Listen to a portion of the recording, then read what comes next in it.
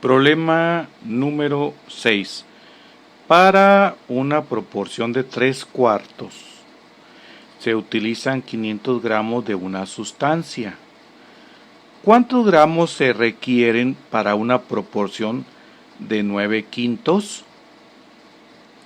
En la parte de arriba, inclusive abajo de estos problemas, estoy añadiendo unas frases y esas frases tienen que ver en qué categoría o a qué tema o qué referencia o aprendizaje, como lo quieras tú llamar, en un momento dado pertenecen a estos problemas. Este problema lo podemos buscar porque es de proporcionalidad directa y para solucionarlo podemos usar algo que se llama la regla de 3 simple. Esta información te va a ayudar, ya que si tú quieres ahondar más sobre estos temas, tendrás que buscar en otras fuentes, ya sea en tu libro de matemáticas, apuntes de cuaderno o inclusive videos en redes sociales, referentes a estos mensajes, estas palabras claves, para poder profundizar un poco más.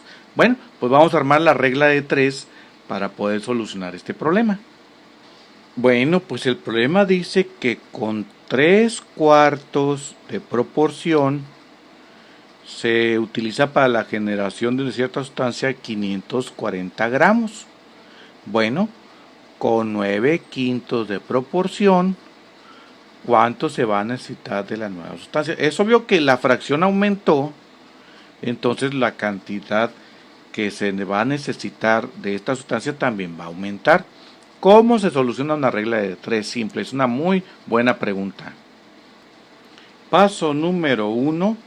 Deberemos multiplicar en diagonal y los elementos que se multiplican son 9/5 por 540 gramos. Mira, la multiplicación puede ser sugerida de esta manera. El 9, que es numerador,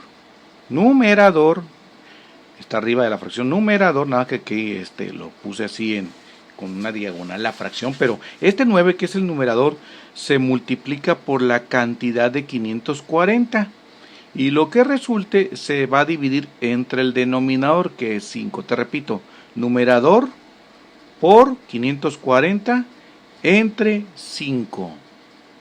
Y el resultado de este primer paso es 972. El segundo paso es que este 972 se divida entre 3/4. Pero aquí, en vez de usar 3/4, estoy empleando su equivalente en decimal. Su equivalente es 0.5. O sea, tú divides 3 entre 4, te da 0.75 y efectúas la división 972 entre 0.75 y el resultado es 1296. Por tanto, esta es la respuesta. 7. Se reparten 125 galletas de una caja colocándolas en 3 platos distintos. El primer plato tiene el doble de galletas que el segundo y el tercer plato tiene el mismo número de galletas que el primero más 5 galletas. ¿Cuántas galletas tiene el primer plato? Bueno, este problema lo puedes todavía profundizar más, investigar más, si buscas temas referentes con ecuaciones de primer grado. Pertenece a una ecuación de primer grado. Y para ello, pues vamos a clasificar la información. Y se me ocurre, pues como el problema habla de reparto, y los objetos en los que se van a repartir son el plato 1 o primer plato, plato 2 o segundo plato, plato 3 o tercer plato. Según los comentarios de este problema, el plato 1 tiene el doble de galletas que el plato 2 o el segundo plato. Y el plato 3 o tercer plato tiene el mismo número de galletas que el plato 1 más 5 galletas. Entonces, lo primero que debo detectar es qué objeto, qué plato es el que va a tener menos galletas. Por ahí partimos. Cuando diseñamos una ecuación y es el momento de asignar incógnita, siempre se busca alguna información referente, ya sea el elemento que tenga menor cantidad de objetos o la situación que tenga mayor cantidad de objetos. Y en este caso partimos con que el plato 2, como es el que tiene menor cantidad de objetos, a este le asignamos X. Y el resto de la información. Primer plato 1 es el doble del 2, 2X. Plato 3 tiene lo mismo que el plato 1, nada más que aumentado en 5 galletas. 5 galletas más, 2X más 5. Con estos tres datos armamos la ecuación de primer grado. Claro, son 125 galletas las que se van a repartir. Bueno, y la ecuación queda de esta manera. 2X, plato 2, segundo plato, más X, primer plato, más 2X más 5, tercer plato, es igual a 125, las galletas que se quieren repartir. Vamos sumando las X. 2X más X son 3X más 2X, 5X. El 5 que es constante pasa al lado izquierdo de la ecuación, igual a 125. Vamos organizando esto. Del lado izquierdo estoy colocando término que tenga letras, 5X. Y del lado derecho del signo de igual debe haber constantes, o sea, solamente números. El número que ya está acomodado es el de las 125 galletas y este 5 está sumando, pero pasa a hacerle compañía al 125 a la derecha, haciendo lo contrario, que es una resta. Por eso quedó 5X es igual a 125 menos 5. Solucionamos la resta quedando 5X es igual a 120. Luego este 5 está multiplicando, pasa a la derecha haciendo lo contrario, división. X es igual a 120 entre 5, resolvemos y X vale 24.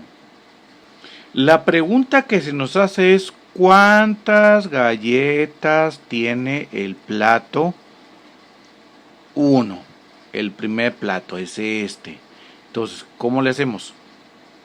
Como nos resultó que X es igual a 24 y pues aquí marca una referencia que el primer plato es 2X, bueno, vamos a multiplicar 24 por 2.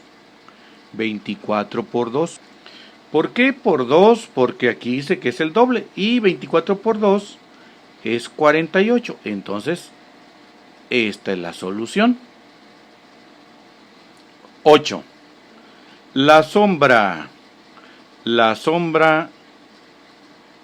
Se me fue el dedo. La sombra que proyecta un edificio es de 16 metros. Si el coseno del ángulo que se forma entre la punta de la sombra y el techo del edificio es de 16 veinteavos o 16 sobre 20, ¿cuál es la altura del edificio? Bueno, este problema para poder solucionarlo tenemos que acordarnos de un tema que habla acerca de las razones trigonométricas y específicamente la razón o función que vamos a analizar es coseno. Recuerda, aquí te estoy anotando palabras o frases claves para que si tú quieres buscar, practicar o profundizar sobre estos problemas, busques en redes sociales con estos tópicos. Para este tipo de problemas lo que te recomiendo es recurrir a trazos, a dibujos o esquemas que te ayuden a tener una mejor claridad sobre el problema. Aquí estoy dibujando un triángulo rectángulo. Se llama triángulo rectángulo porque posee un ángulo recto, o sea que hay 90 grados. Y esta parte que es la altura es la cuestión del edificio. Aquí es edificio. Y esta parte que es la base sería la sombra que proyecta la altura máxima de este edificio con respecto al suelo. Esta es la sombra.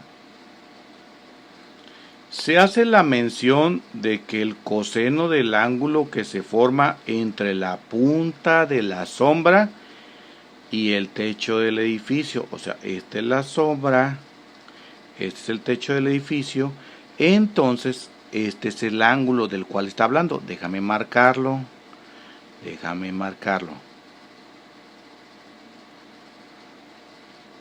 este es el ángulo del cual estamos hablando. Bueno, entonces, hay otra frase que está marcándose aquí y es la palabra coseno. ¿Qué significa coseno? La razón coseno se define como cateto adyacente entre hipotenusa. Cateto adyacente entre hipotenusa. ¿Qué es el cateto adyacente? Bueno, mira, en el triángulo rectángulo hay dos lados que participan en la formación del ángulo de 90 grados, que es el que estoy señalando. Se llaman catetos, nada más que tú y yo hemos aprendido de una forma sencilla que esto es base y esta sección es altura, pero cuando hablamos de trigonometría son catetos. Entonces, ¿cuál es el cateto adyacente? Bueno, pues el cateto adyacente está entre estas dos opciones, altura y base, pero debe ser aquel que participe en la formación del ángulo en mención. Este es el ángulo que estoy marcando. Si tú observas, se forma por esta línea diagonal y por este otro segmento horizontal. Entonces, el cateto adyacente es esta parte que nosotros ahorita conocemos como base.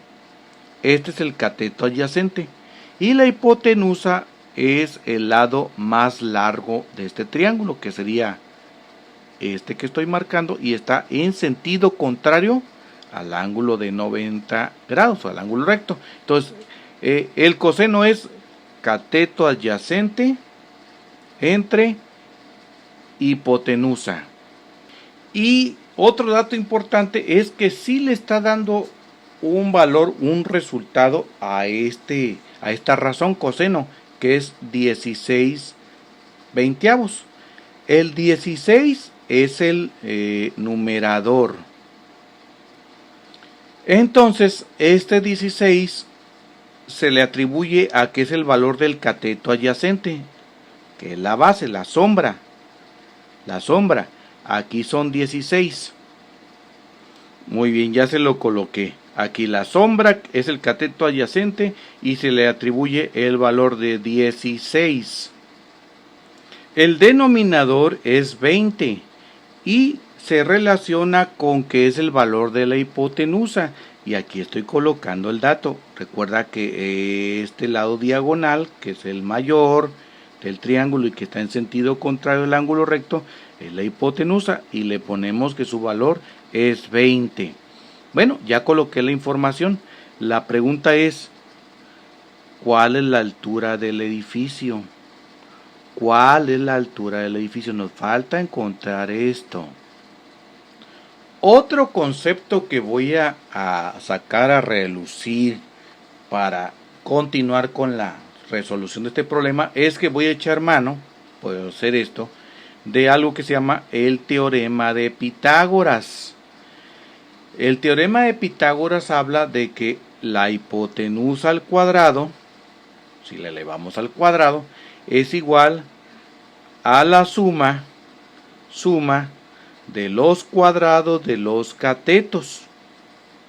Repito, la hipotenusa al cuadrado es igual a la suma de los cuadrados de los catetos. Eso que te acabo de narrar funciona perfectamente cuando nos falta la hipotenusa. Pero si tenemos hipotenusa, si tenemos un cateto, nos falta otro cateto. ¿Cómo quedaría entonces adecuado el teorema de Pitágoras? Sería así. La adecuación sería la siguiente. Altura. ¿Cómo le hago para sacar la altura? Bueno, pues el dato que tengo de hipotenusa, que es 20, lo elevo al cuadrado. Y a ese dato le voy a restar el dato que tengo de la sombra, o sea, el cateto adyacente, que es 16, y lo elevo al cuadrado. Entonces sería 20 al cuadrado menos 16 al cuadrado. Resolviendo las potencias sería altura igual. 20 al cuadrado resulta de la operación 20 por 20. No es 20 por 2, es 20 por 20. 20 por 20 es 400 menos 16 al cuadrado es 16 por 16, 256. Realizando la resta quedaría altura es igual a 144. Y listo, ya terminamos. No, no es cierto, no hemos terminado. Y te voy a decir por qué. Porque la altura aquí me está dando 144 y es imposible que este edificio tenga esa altura. Y no porque dudemos de la pericia de los ingenieros, sino que hay un detalle. Los catetos, las medidas de los catetos siempre son menores al valor de la hipotenusa. Por eso te estaba mencionando que este lado diagonal se le llama hipotenusa por dos razones. Razón número 1, es el lado más, repite conmigo, más largo del triángulo rectángulo. Y aparte está en sentido contrario con el ángulo recto. Entonces, 144 no es la altura del edificio. Maestro, se equivocó, usted es malo, póngase a estudiar. No es cierto, es que falta un paso más. El paso con el que vamos a cerrar el problema es que debemos de sacar raíz cuadrada. Entonces, la raíz cuadrada de 144 es 12. Por lo tanto, la altura del edificio es 12 y esta es la solución. 9. La superficie de un rectángulo es de 24 metros cuadrados. Su lado mayor es una cantidad más 3 unidades y su lado menor es la misma cantidad menos 3 unidades. ¿Qué ecuación representa este problema? Ojo, pide ecuación, no pide solución. Este problema puede caer en la categoría, de que son operaciones con expresiones algebraicas, o también puedes enriquecerlo si buscas información sobre las ecuaciones de segundo grado. Bueno, ¿cómo lo solucionamos? Bueno, aquí tracé un rectángulo y estoy colocando información. Dice que un lado es x más 3, bueno, lo estoy atribuyendo con que es la base. Y dice que el otro lado es x menos 3, que es la altura. Bueno, ¿qué ecuación representa el problema? Y aparte habla de que el área es de 24 metros cuadrados. Debo de acordarme cómo se calcula el área de un rectángulo. Y aquí puse una formulita, base por altura. Así se obtiene el área, base por altura. Con esto vamos a utilizarlo sustituimos esta información. Bueno, pues área son 24 metros cuadrados. Aquí está, es igual. Medida o representación de la base, x más 3. Porque se va a multiplicar, paréntesis. Por medida o representación algebraica de la altura, x menos 3. Entonces, 24 es igual a x más 3 por x menos 3.